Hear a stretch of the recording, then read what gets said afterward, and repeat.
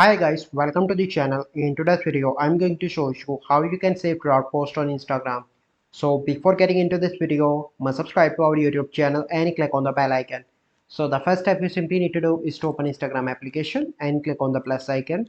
And let's select any post. So I'm going to select this one for example. Okay. And click on next. So here I'm going to add effect. Click on next again. And let's suppose I want to save this draft from that screen, so you simply need to click on this icon, click that again, and here you can see draft left you save your edit, so you can come back later. So you click on save draft, and after that how you can open draft, you simply need to click on the plus icon in the bottom and click on drafts, and here you can see your draft post. So this is the process. I hope you find this video helpful. If you find this video helpful, must like this video, subscribe to our YouTube channel for future videos. We'll see you in the next video. Thank you. Have a good day.